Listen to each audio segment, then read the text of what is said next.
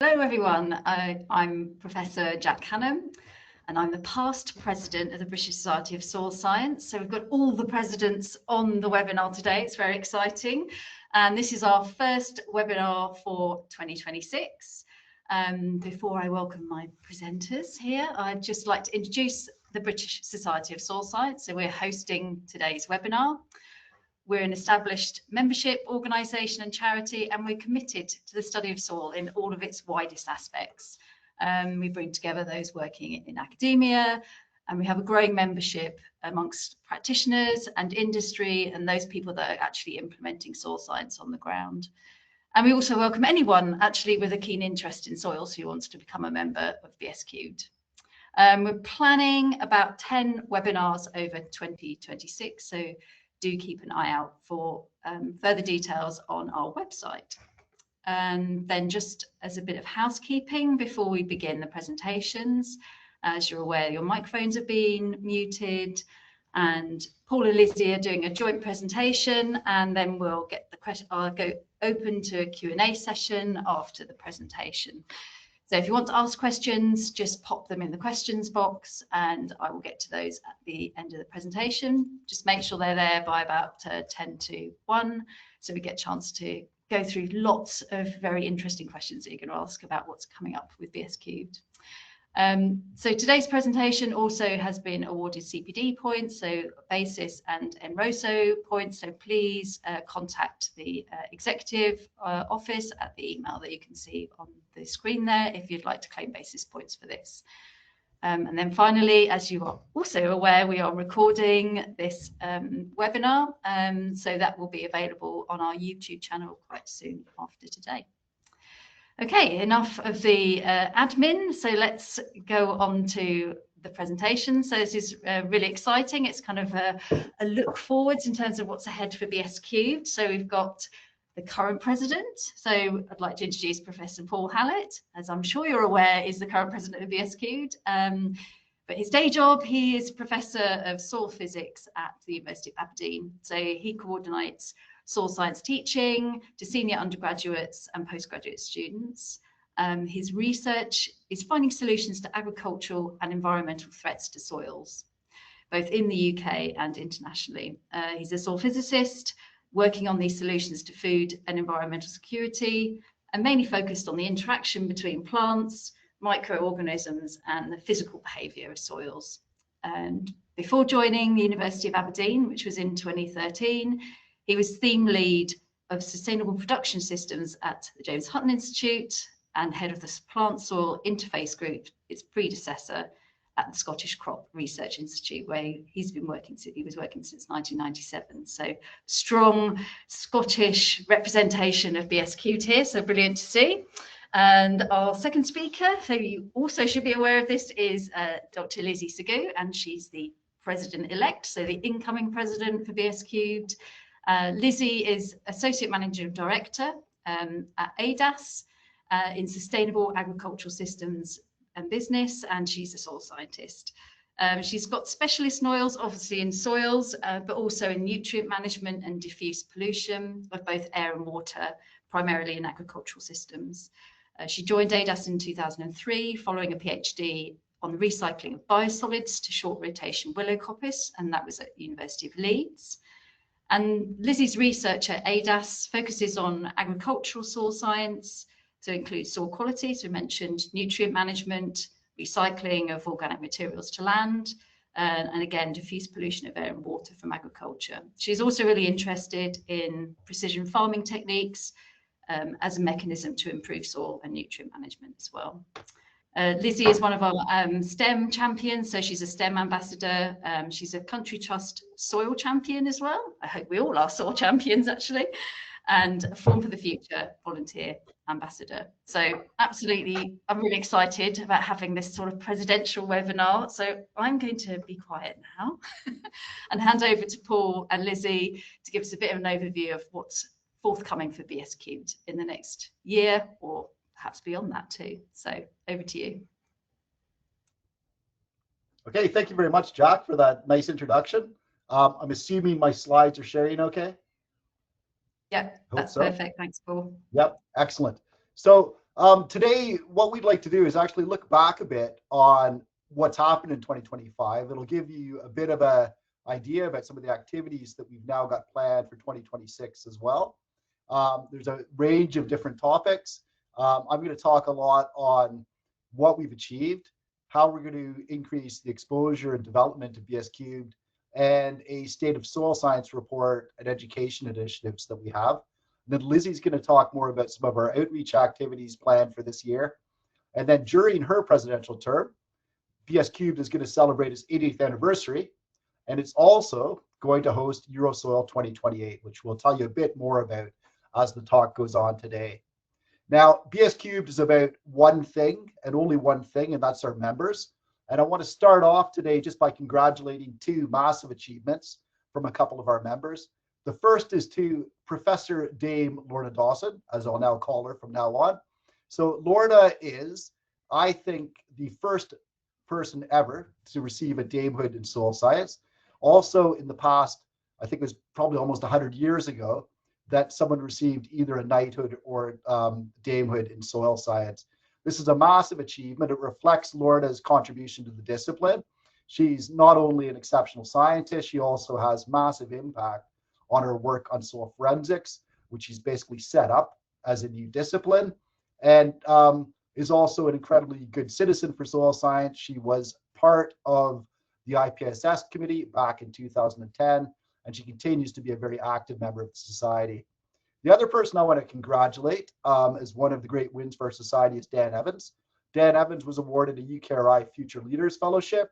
These fellowships are incredibly difficult to get. So this is working at the top level of UK science, not just soil science.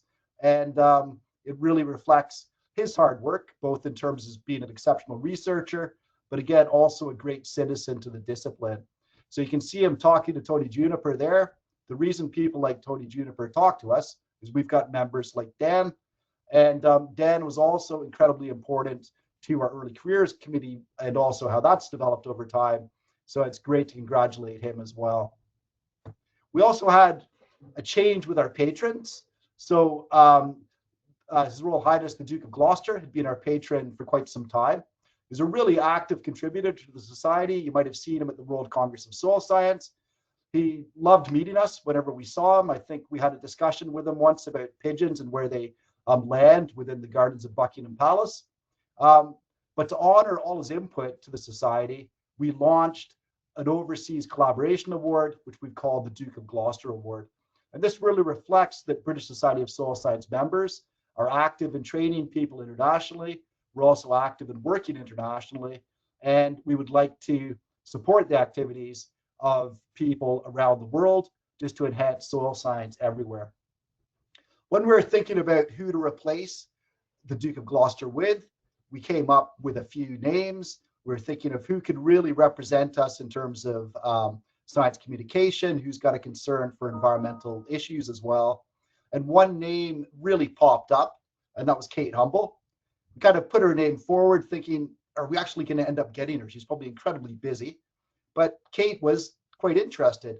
We went down, we met her, we saw James Corden outside her agent's office, and she volunteered to be our patron in a very keen way. You'll see her mentioned later on in the talk. And it's exceptional to have her representing the society. Now, Kate's appointment involved a lot of people negotiating with her and just kind of talking her and winning her over to the society. And I want to also really thank Andy Morris, who's the executive director of the society. So 2025 was Andy's first full year in post. I kind of had the impression that he'd been around for ages when I was talking to him to begin with. He's achieved a huge amount in that time. So I call him Andy Midas because everything he touches seems to turn to gold. We also had an expansion in the executive team. So Khaled Mahmoud joined as our partnerships and development manager. He comes with great expertise from Rothamsted. He's also an agricultural scientist, and he's able to bring a kind of new element to this executive team. And also Ella Nash, who joined us as an apprentice in marketing and events as well. And Ella's helping out Dom Sims a lot with many of our activities. Now, you may ask, how do we support such a big executive and such a big society? Obviously, the membership is incredibly important.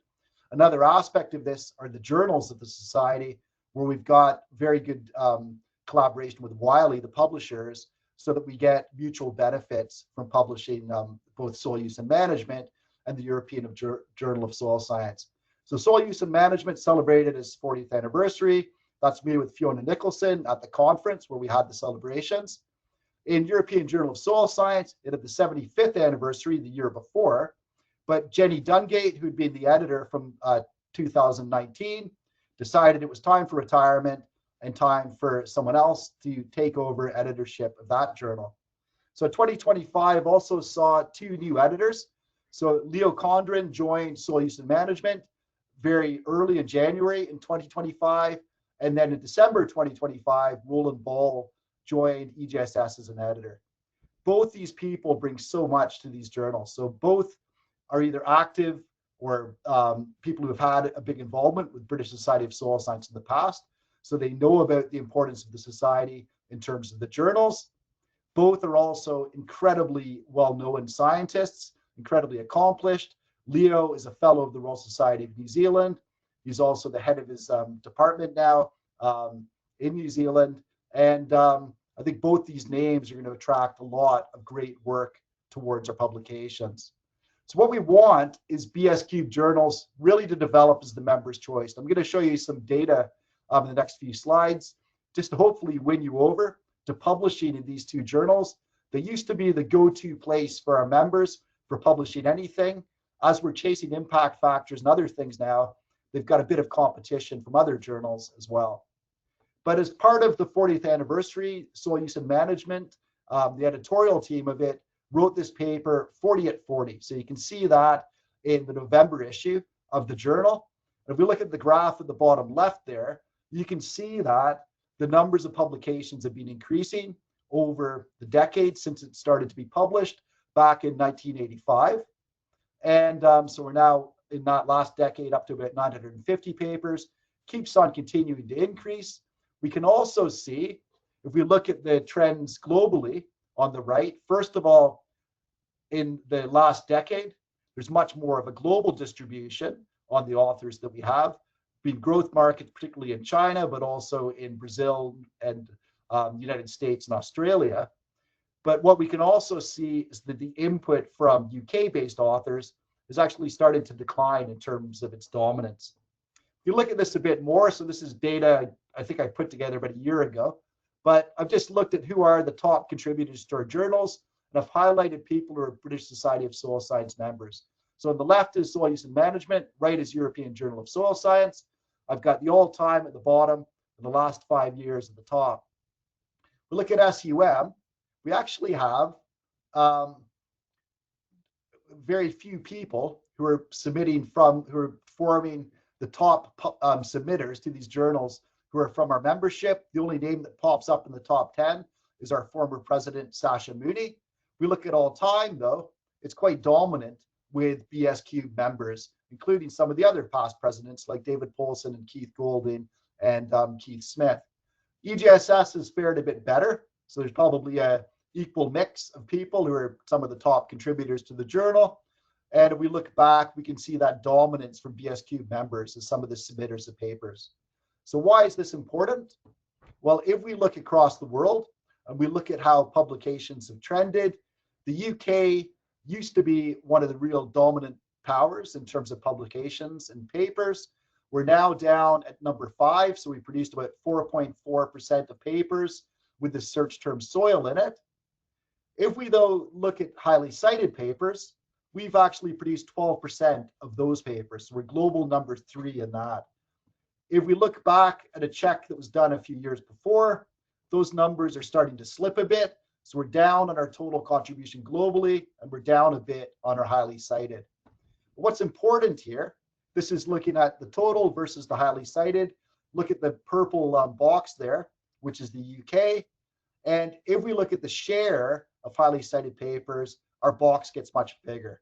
And the UK is still number 1 in the world for getting highly cited papers out of the papers that we submit in soil science. And if more of those can come into our journals, that's going to increase their impact factors, and it's going to be good all round in terms of the development of the society as well. One of the things we wanted to do to kind of, I think, improve engagement with things like the journals and also just with our broader membership is to have this society represented at more of kind of the allied conferences associated with our discipline. Rhizosphere 6 was held in Edinburgh in June of last year. It was actually the head of the organizing committee was another one of our past presidents, Liz Baggs, who's shown in the picture there with Andy and me. And we had a stand. We interacted a lot with members who we've had less engagement with over the past few years, less attendance at our annual conferences and whatever else. A product of this was a special issue of European Journal of Soil Science. This is one of the papers that was produced from it by a group in Germany. It's a paper that's probably going to get cited quite well, but we ended up getting quite a lot of traction at this and talking with people, getting exposure for the journals, and also looking at membership as well. We're going to carry this on this year. We're at the fourth conference, fourth Global Soil Biodiversity Conference. And again, our members who are in that kind of soil biology area are among some of our less engaged, and we really want to try to engage with them a lot more. The other conference that we're at was Eurosoil. So Eurosoil, we're one of the few national societies where we had a stand there. We again promoted the society. We actually won over some members who were members of European societies just because they liked what we did. We promoted the journals as well. We also held a session targeted at very large-scale projects that are bringing together many people from many different disciplines, working at some of the grander challenges of soils, some of them funded by EU Mission Soil projects, some of them funded by UK government as well, such as work by UK CEH. Now, when we're at Eurosoil, we had a pitch. The pitch was to host Eurosoil 2028, and Lizzie's going to tell you more about that during her part of the presentation, but we put our pitch in there and we were successful. So when you look at us going to these external events, you may think, well, is it worth it? It costs some money, costs time, whatever else. Well, we've got quite a lot of success from that. So we've got 70 new members that we can attribute directly to the work that we did at these events. We've increased our sponsorship quite considerably. Some of that was just through the engagement with sponsors who are at some of these other events that we attended, particularly Eurosoil. So we had 14 sponsors at our conference in 2025, compared to 9 in 2024 and only 2 in 2023. And we also pushed the journals and special issues as well. We look at these sponsors. We've also got a new corporate member in Elementar, and they really represent what the society likes to represent. They produce very high quality, state-of-the-art scientific equipment. It underpins the work of many of our members. Now, by having these people contributing to our conferences, we're able to host things that are much more ambitious and much more better resourced. So these are the people who attended the BS Cubed conference. It was a record number of over 200 people. Over on the right is the Early Careers Conference. Again, we had a record number at that as well, both of which received a lot of sponsorship from outside to produce a really, really strong meeting. The Early Career meeting was free for those members to attend. When I look at both these meetings, sorry, the outputs from both of them were absolutely fantastic. If I had to rate the BS Cubed annual conference out of 10, I'd give it a 10. If I had to do the Early Careers Conference, I'd give it an 11. That meeting was absolutely exceptional. And the reason it was exceptional were the people who were sitting in the second row, who were in the Early Careers Committee, led last year by Danny Robb, who we gave the Outstanding Society Contribution Award to. And that was really for her very hard work in bringing this committee together and just how effective they've been at advancing the society and kind of keeping us on our toes and producing a lot of great activities for us. At our annual conference, I think we've really struck the right balance. We had a mix of panel sessions, some very good keynotes as well. And we gave a great opportunity for our members and also people from allied disciplines and outside BSQ to present their work as well. Sorry, excuse me. We also celebrated the anniversary of soil use and management and had some scientific tours and a general meeting as well for the society.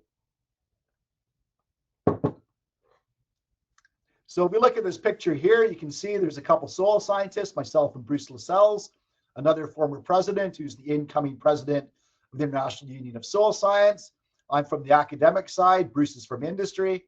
And then joining us is a physicist come social scientist and also a physical geographer who work on soils, both with work that has major international impact. So we're showing the broader impact of soils within some of these sessions that we hosted. We also had Tony Juniper, CEO of Natural England, come to kick off the conference. And we had Pete Smith, a fellow of the Royal Society, one of the few soil scientists who has this academic accolade under his belt, giving one of our keynotes. And we also had EU Mission Soil present, just because they are one of the major funders now of new projects in soil science that are really helping to address the discipline and also have impact. Now, because this conference was great, because the previous conference was great, and because of the actions of a lot of the executive team and the membership in bringing together such a great event, we were awarded the Association of British Professional Conference Organizers Award for Member Engagement. We received that award in December 2025, and that shows the team receiving the award. And in that picture are Max and Ella. They're both apprentices of the executive team, and it really shows our commitment to developing this next generation of professionals within membership organizations as well. Okay, as I was coming into my role as president-elect, Andy and I were kind of talking about, what should we put out to really engage members and the general public a bit more. And we mentioned about a podcast, the way that the podcast could kind of take the journals, bring it out to the general public. It could also bring over wider soil science challenges as well. I was kind of thinking small as a kind of, talking abstract for some of our papers. Andy took it to the next level. So he engaged one of his former colleagues, Paul Lincoln from the Landscape Institute, as the podcast host. And we've now produced a really professional hour-long podcast. We've got 6 episodes. There's 3,500 listeners so far. The numbers are growing. They're from across the world. This photo here shows one of the first virtual podcasts that they hosted. It's got Lizzie, president-elect, who's talking next, being incredibly media savvy.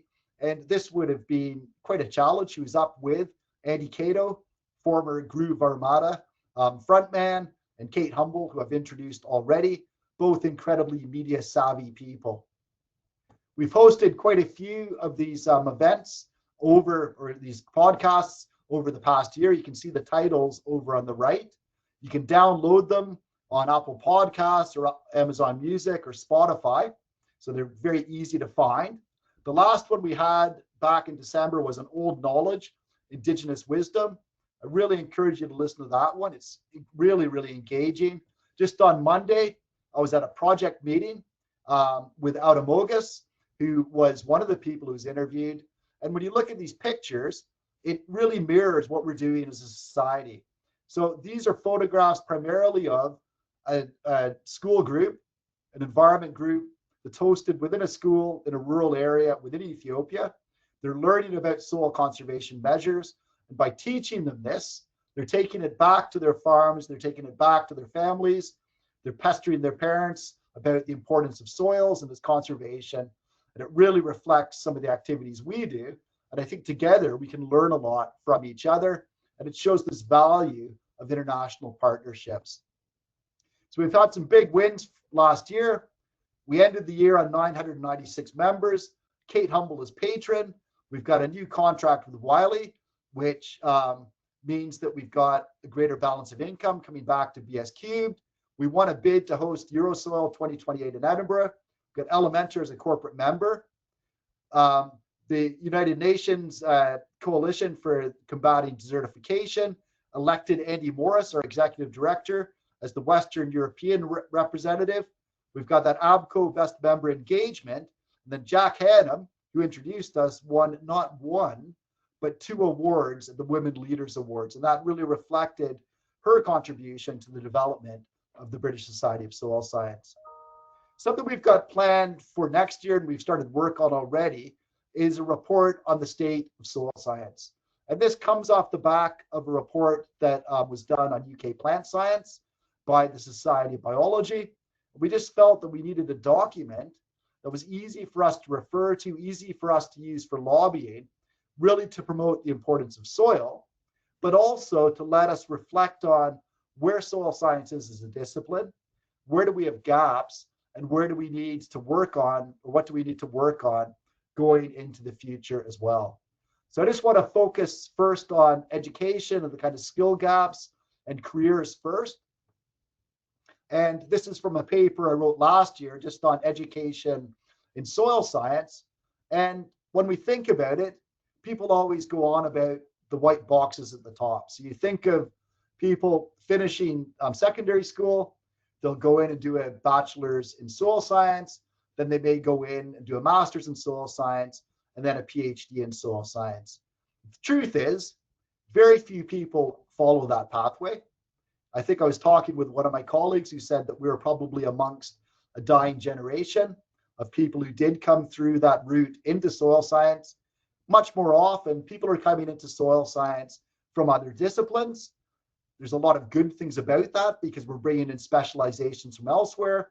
But then people eventually, as they move through education, need to work more and more on soil. And it doesn't matter in what level people are working at, whether they've entered soil science directly out of a diploma or whether they're working in soil science after a doctorate, they need to have some level of training in soil science. So what is a soil scientist in 2026 is one of our big questions. Do we actually need someone called a soil science, or should it be a collection of different disciplines? Where's the demand? Are we producing enough of these people for industry? Are we producing enough of them for research as well? And what should these people know as well? So we've got various actions in place. One of the things that we're very active in already, which Lizzie will mention more, are working with soils courses. We've also set up an interface between employers and educators. I think we've got a bit of a gap here where educators need a bit more advice on what skills do we really need from these people when they leave a diploma, degree, or whatever else, and then go and work in the industry or wherever else they may work. The other thing that's happened is universities and further education colleges have become quite competitive with each other. And when you've got a discipline like soil science that's quite small, that might not be the healthiest thing. If you go back 10, 20 years, we used to share resources much more readily. So what we want to do is set up an educator hub. We want to be able to share resources between institutions. There's many institutions where soil science is going to be a small part of a much larger degree. There's no point trying to steal those students and have them go to a different institution. Sharing resources will make sure that people are trained to a good level, regardless of where they go to. We want to look at best practice and also just advocacy in allowing these institutions to promote soil science and hopefully get the powers that be to support the discipline much more. We also want to work on our partnerships as well. We've got to be careful that the BS Cubed is not there to displace, but it's there to actually help other institutions. So that could be through development of things like apprenticeships and postgraduate certificates as well. So the other bit we want to look at is the strategic importance of UK soil science. Where does the research landscape, what does it look like? And where should we look for aspects in funding as well within soil science? So I showed this slide last year when I gave an introductory talk, but UKRI is one of our major funders. And if you look at the numbers at the bottom, they're quite big. There's quite a lot of projects as well that are current, that are funded by UKRI. We've had some big initiatives over the past few years. Land Use for Net Zero, which is soil science and kind of its broader impact, is the current one. And we need to make sure that we keep UKRI interested in the discipline and continuing to support the development of the science. We're also a discipline that's very applied. We have a bridge between the science, policy, practice, education, and outreach. A lot of this is funded not only through UKRI, but through DEFRA and also the devolved governments of Wales, Scotland, and Northern Ireland as well. So how can we bridge through between kind of this fundamental science and its application is also an important aspect that we want to look at in that State of Science report, and also where's that impact needed in the work as well. So we're working on this right now.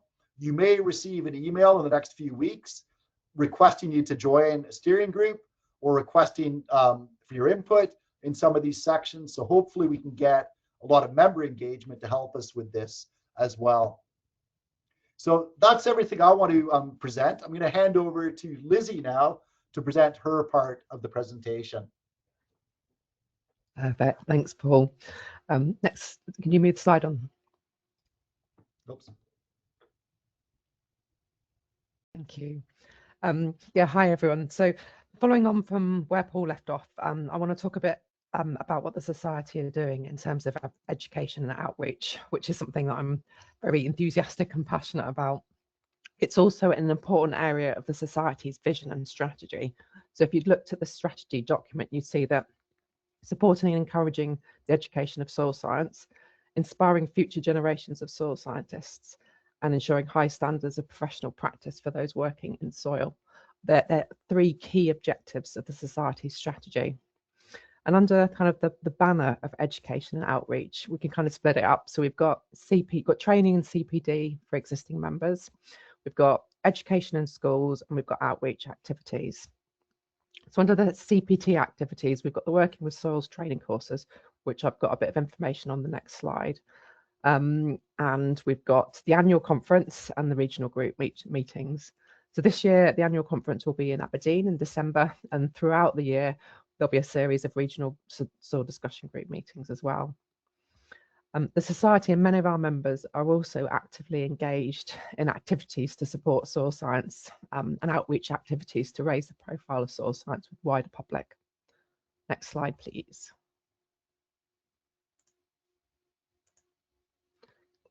Can you move the slide on, please, Paul? Thank you.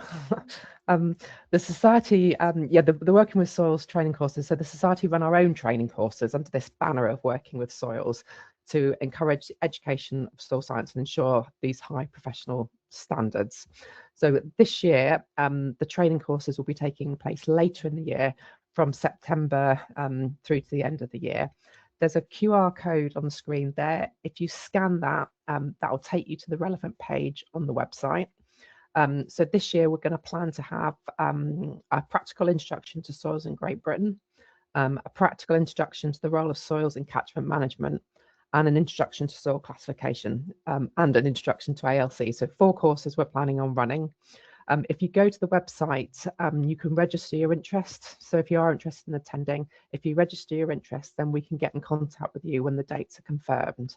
So the courses are run by experienced Society members. There is a cost to the training, but we try and keep that as low as possible, so it just covers our delivery costs. If you are an early career member, I would highly encourage you to attend, and also remember that early career members who maybe struggle with the cost of the trainings, they can't cover it under their university or their employer. There are various grants and awards that the Society have, and the Brian Chambers Soil Fund will fund attendance at these courses. So that's another thing that you could have a look at. Next slide, please. So the Society will continue to support soil science education in schools by providing a range of educational material and supporting our members to engage in these sorts of educational activities. So if you've looked at the website, you'll see there's a range of educational material that we've got available that you can download, and I've got screenshots of a couple of the leaflets there. So this includes material suitable for a range of ages, so from primary Key Stage 1 upwards. This material could be used in schools, it could be used at home, or in other groups like Brownies or Scouts. We've got information leaflets like the Soils of Britain and Life on Earth leaflets that you can see on the screen. And there's also leaflets that give suggested activities that you could do, like the jam jar experiment, that these can kind of form the basis of a practical session. And then building on these downloadable soil resources that we've had for quite a while, the Society have also produced a number of soil loan boxes, and you can see a picture of one in the bottom corner there. So these loan boxes are great. They include all the material you would need to deliver a practical session on soil science to children. So it's got different types of soil. It's got the material need to do a jam jar experiment and a super sponges experiment where the children can compare how much water different types of soil can store. I've used these in schools before, and I think the children really enjoy using the funnels and the filter papers and the measuring cylinders, so it works very well. Anyone can request a loan box to deliver a session. It'll be sent out to you and then returned after the session. So the success of these is building, and last year we were really pleased that we were able to loan these out 16 times for a variety of different events. So we had people taking them into school, we had people using them for public engagement activities and with other groups like Brownies. It's also worth flagging. So I've mentioned already about the Brian Chambers grant award that we've got, but we also have an outreach grant that people can apply to support soil science education activities. For example, if there was something that you wanted to buy in order to run an activity session. Next slide, please. I just also wanted to mention some of the outreach activities that the Society and our members have been involved with. If anyone on the webinar isn't familiar with Open Farm Sunday, this is a national event run by LEAF on a Sunday in June when farmers across the country open their gates to the public to learn more about food and farming. It has been hugely successful. Since the first Open Farm Sunday was run in 2006, over 2,000 farmers across the country have opened their gates and welcomed over 3 million people onto farms for the annual Open Day. It's an event that's very relevant to the society, and we're really keen to be involved because soil is a farmer's most important asset. And we've been pleased to work with LEAF to support the event. And we also know we've had a number of our members that have attended these farm events to talk about soils. And some of the pictures you've got there are from our members at various Open Farm Sunday events. And a couple of years ago, we delivered some soils training as part of LEAF training for farmers who were running Open Farm Sunday events. So as well as us as members going out onto farms, we've done some training for farmers to help them talk about soils on their farms as well. So this year, the event is on, I think it's on the 7th of June. If there's anyone on the call that's interested in getting involved, please do get in contact with the office, as we're really keen to support more people to get out onto farms. And the other event, if we can move on to the next slide. The other event I want to mention was Groundswell. Groundswell is a regenerative agricultural show, or it's more commonly being known as a festival, as there is also music, food and drinks into the evening. It includes a mix of workshops and talks and a large number of exhibition stands. It attracts a wide audience, so it's attended by farmers, researchers and others from the food and agricultural industry. And as a society, we first attended in 2021 and have attended since. We have a stand and we have a soil pit, and the soil pit always attracts lots of interest. Our aim in going is to engage with members, raise the profile of the society with a broader audience. Everyone that attends Groundswell has an interest in soil, so it's a very relevant one for us to be at. This year's event is at the beginning of July. It's at Western Farm near Hitchin. So if you are going, please do come along and see us. Next slide, please, Paul.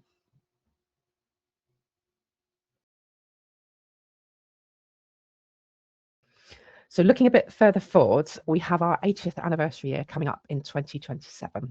So the formation of the British Society of Soil Science was originally discussed at a meeting of the British Empire section of the International Society in London, 28th of March 1946, and then formally accepted at a meeting the 13th of December 1946, and the Society was born in 1947. So we will then be 80.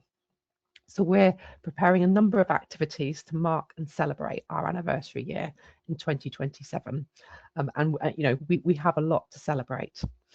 So there'll be an 80th anniversary video, which will not only look at our past achievements, but will look forward to the future, you know, particularly enforcing the importance of soil science in terms of tackling future challenges facing us all, particularly in terms of climate change.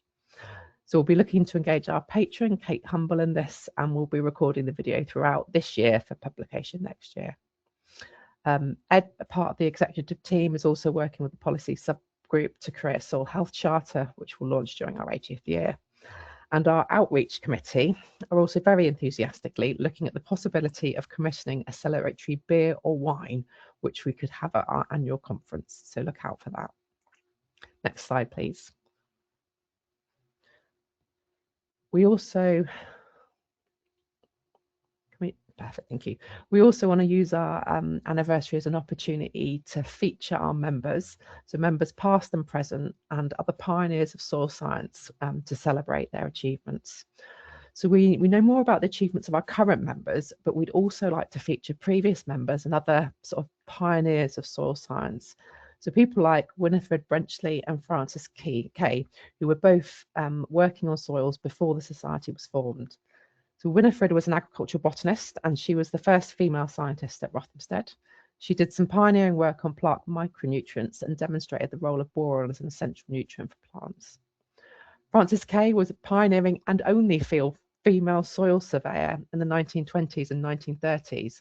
So she came up with the idea to colour the soil maps after seeing the aurora, and these colours are still used in the England and Wales national soil maps today.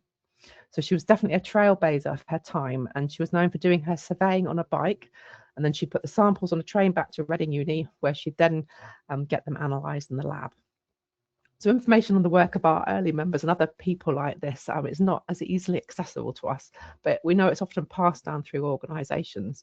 So, you know, if you had any more information on Winifred, Frances or others like them, we'd love to hear from you.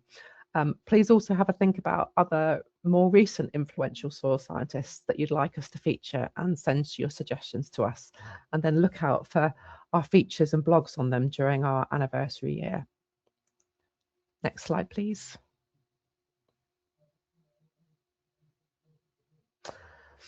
Finally, so we're really excited to be hosting Eurosoil in Edinburgh in 2028. Paul has mentioned it already. So that'll be in collaboration with the European Confederation of Soil Science Societies. We put the bid, Paul mentioned we put the bid together to host Eurosoil, and that was presented at the previous Eurosoil last year. It was very well supported and we were delighted to be successful.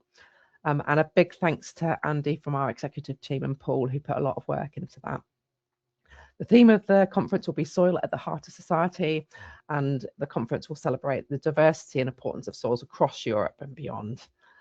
Planning work, although 2028 sounds a little way away, planning work is already underway, and so expect to start hearing more about Eurosoil very soon. It's a big conference to organise, so we expect around 1,000 delegates. We will need support from our members on the science panel and various other conference committees. So if you'd like to get in touch, if you'd like to help, please do get in touch. Thank you. So Paul, final slide. Yes. So I mean, we've covered a huge amount. Hopefully that was interesting to you. Lots to look back on, and also lots to look forward to as well. So I'll pass back to you, Jack, for questions. Brilliant. Thanks, both of you. Oh my goodness, there's so much to take in.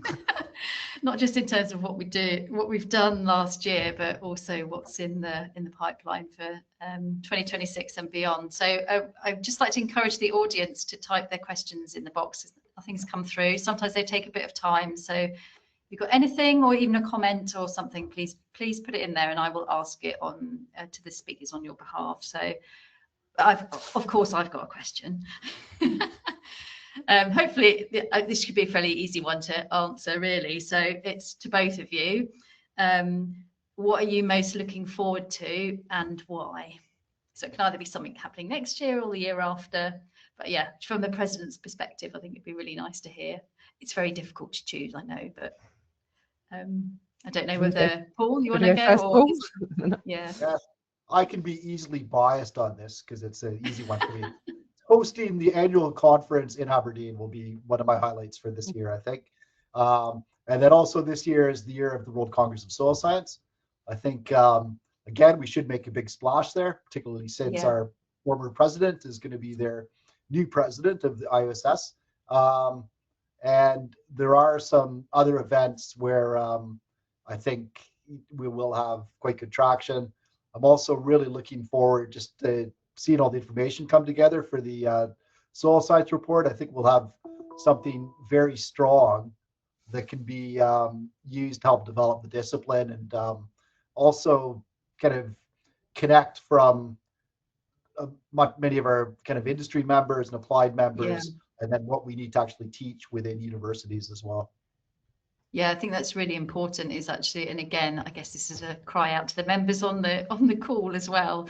You know, we do value your input in those sorts of documents as well. So that'll be developed by the exec team, but you know, it's really important, exactly like you say, that we've got that pipeline right in terms of being able to teach the right skills, not just in terms of the courses that, you know, we provide from the society, but more broadly, but our membership are teaching, that we've got kind of like a future fit sector, if you like. Yeah, it's great, and I'm looking forward to coming to Aberdeen as well, Paul, too. So Thank you. I always like the annual conference. I think it's really a great opportunity for members to network, you know, and you just really feel such a big sense of community at our kind of annual meeting. So yeah, that's one thing I'm really looking forward to too. Lizzie, do you want to come in? So yeah, Paul, I'm absolutely also looking forward to coming to the conference in Aberdeen, but I'm particularly excited about Eurosoil. It's, you know, it's a big conference. It'll be fantastic to have it here. It'll be a great opportunity to raise the profile of the society, and a great opportunity for our, you know, hopefully we'll get lots of members there for them to come and present their work. So I think that'll be fantastic and a great thing to look forward to. I'm also quite interested to find out more about sort of, you know, pioneers of soil science. You know, we pulled together some information on Winifred and Frances in that slide, and Jack, the information on Frances had come from you. She's someone that was at Cranfield, is that right? Well, she wasn't at Cranfield, but we have at Cranfield University, they have, many people probably know this, but maybe not. There is a large archive. So, and this basically is part of our kind of custodianship of the national soils data for England and Wales, but it includes a huge amount of other things. So not just the data and soil samples that were done during the survey, but lots of historical documents, so original mapping. So the maps that you mentioned, Frances did herself in the 1930s and 1920s and 30s. So you can imagine this is pre-GIS, pre any satellite data. So they were all hand drawn and hand coloured as well. And they are literally works of art. They're amazing. So we were in contact with her family actually when we opened the archive. So they were part of that opening. It was really good actually, and they provided with some more background information about. So some of her daughters are still alive. So it was really interesting to hear about what she was like. She was a real character. So yeah, it's really good. Okay, we've got some questions coming through now. Okay, so I'm just thinking of, they're mainly just some comments and stuff. Sorry, I'm trying to read the comments and stuff as well. So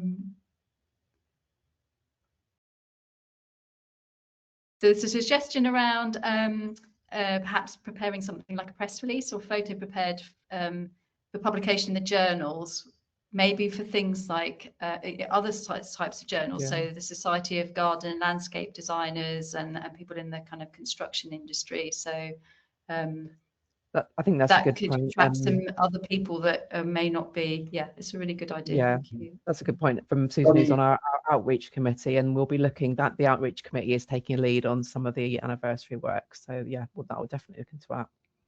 Yeah. Sorry, Paul.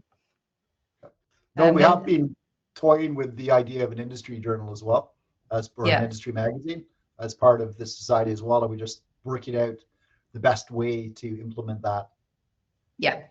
Yeah, exactly. There's another question just to sort of follow up on Eurosoil actually. So we had quite a strong arts and community aspect and culture aspect in if you remember, in the World Congress of Soil Science in 2022. So and also at the last conference as well. So we've been integrating that and social science actually into the program. So that's been ongoing across our annual meetings as well. So the question really is like, what ideas are there for incorporating those disciplines into the Eurosoil program? If you can, I don't know if we're quite there yet, but maybe. Well, we're not quite there at program level yet, but I can absolutely say that will be a part of the agenda. It's kind of become a fixture of our annual conference, and it's worked really well. It's had a lot of engagement, and we've got some good links now with artists. I would also say if anyone knows of any other artists that might be interested in working with soil or work with soil, to let us know. So yeah, it will definitely be a feature at Eurosoil, and we'll plan out exactly what that will look like. We also had the French Society of Soil Science is also keen to host an artist event at Eurosoil. So I think we'll have lots of European contributions for a much bigger event. That's great, because actually, we did have a which was really good, because it was very sort of place-based focus on artists at the World Congress in Glasgow. So and also, obviously that obvious reach out into the local community as well. So yeah, we have existing relationships and contacts with organisations that I think we're very happy to work with us again. So, but it's absolutely brilliant that the other soil science societies are also really interested in hosting that sorts of thing. So that's great. That's one of my sort of passions as well. So I'm glad to hear that. There's more kind of specifics. Sorry, I'm trying to look at the questions at the same time here around supporting kind of job creation. I don't know whether you can answer the question. I'm not quite sure, but how does BSQ policy support job creation in soil science? So particularly through the public engagement and outreach activities that we are involved with. Yeah, so that's a tricky one. So I'm not sure to the extent to which we support job creation. What we do support is support the training in the skills that is required to deliver those jobs, which we know is really important. And through the work we did with the Level 7 apprenticeship, we know there's a demand there, and that's something that we feel as a society we've got a role in helping to support that. And that's where the working with soils courses came from. They're really important to us. Paul, I don't know whether you wanted to add anything to that. No, I think on that, it's I think all our activities together kind of should result in greater exposure for soil science in the UK, within the construction industry, for instance. That preservation of soil and the importance of having soil professionals in environmental impact assessments is now coming forward. And you can see if you go on LinkedIn and look at jobs, for instance, there's dozens of them up for soil specialists now. And I don't think there's the people with the skills to actually fill many of those roles. So I think there is that exposure of soil sciences is helping quite a bit. And also, I think through policy groups, if policies are put in place to protect and enhance soils, they need people who can actually collect the data and make sure that the policies are implemented. So I think there's a positive impact from our activities on employment prospects, and same with funding as well. If you want to go in a research career, if we're lobbying for greater support for soil science research, that also helps in that area. Yeah, it's a really good point. Just picking up on some of the other questions, actually. So this is a bit more broadly around sort of members and things, which is actually a good point. There's some stuff we're doing already, but I'll let you answer the question, which is around, going back to the history, I guess, of BSQ. It was founded as sort of membership organisation, and primarily a lot of that was in academia. We have actually, really broadened that membership base now. But there are a few gaps, and one that we are aware of as well. But in terms of, there's some. This is the question person asking the question here is that there are lots of brilliant farmers and people that we're aware of as well that we do work with, obviously not part of that kind of academic institutions or maybe part of the consultancy world. We've got a huge bank of knowledge, and so the question really is like, how is BSQ kind of catering for those individuals or organizations? We do have a few farmer members, and we do invite as keynote speakers quite frequently, actually, farmers to speak at our meetings, because we need that interface and kind of the practical side, and also just the huge knowledge that they have of soils. And if we look at the last conference, for instance, and we look at what we call allied disciplines or whatever, and also people who are much more practical on the ground, I think the numbers have increased quite a bit. But maybe that's something we need to look at more closely, is should we look at a membership category or something for people who want to be allied to the society? Sorry, Lizzie, I don't know if you want to add more? No, Just to add to that, so as you said, we do have some farmer members, but it's definitely an area that we could build on more. Yeah. We know also with our, in terms of how we're kind of catering for them and building links, we know we get some farmers will attend our regional group meetings, and they're advertised more widely. And it's also a key reason why we're at Groundswell. And it's been great being there, because I think the team have had some really great conversations with farmers that haven't maybe known about the society. So I think that's another really good reason for being there. And when we're there, we have the big soil map on the floor, and we've got the soil pit, so people do come and talk to us. So I think that's a way we can build links into the future as well. Yeah. Creating, there's, I guess, various avenues. So I guess my request is to the person asking the question, please do contact the exec team with any ideas, because we absolutely would welcome that expertise, you know, as a membership base in the society. So if there's anything that, you know, we're not thinking of or tapping into, then yeah, do let us know. We're very, very happy to have those the knowledge base from those members again in the organisation. It's really important. Great. Jack, there's a similar question on landscapers and in terms of membership and training. And again, this is where we are looking at, so the working with soils courses, for instance, are a good route for people like that to work directly with BS Cubed or to take courses.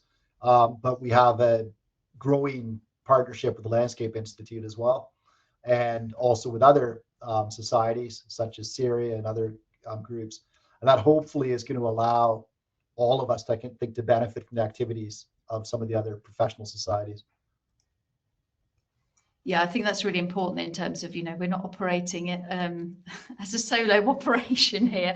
And I guess, as you alluded, Paul, you know, soil science, it's just in the education sector in actually lots of different disciplines now, you know, and that is fine, and that's good, because actually, you know, it is applicable to many kind of environmental and agricultural kind of output. So you know, from that point of view, we, you know, there are lots of membership organisations, societies where, you know, soil sits in the middle of those intersecting sort of Venn diagrams. So we are, yeah, actively kind of seeking kind of partnerships over things, and particularly on things like training, you know, in particular, to think about, you know, developing some resources. So again, the state of soil science report would be really key there, where we can sort of target training in different sectors and things, and different organisations can either, you know, encourage implementation of those through the classic kind of education system, or through their own organisations as well. So yeah, that's really good. Okay, I think I'm going to wrap it up there, because I don't think there's any further questions that have come in, and we're just coming up to 1 o'clock now. But thank you ever so much, Lizzie and Paul, for that fantastic overview. I'm really excited for 2026, but also beyond as well. So some really key dates to think about in terms of Eurosoil and things for our members as well. And thank you everybody for attending, those of you online. There will be a quick feedback survey as you leave. Please just take some time to complete that. And as I mentioned at the beginning, the webinar has been recorded, so that will be available to watch again on our YouTube channel. The next webinar is in February. It's on the 19th of February. So this is be a really interesting seminar around the new EU soil monitoring law that has now been implemented. So really interesting to find out what's going on and how sort of member states are going to kind of implement that monitoring law. Just keep an eye on our website for more details on the speakers in that webinar too, but just pop that date in your diary for the time being. And that's all for today. So yeah, thanks again, and hope to see you at all our future events that Lizzie and Paul have mentioned during the webinar, and see you soon. Goodbye.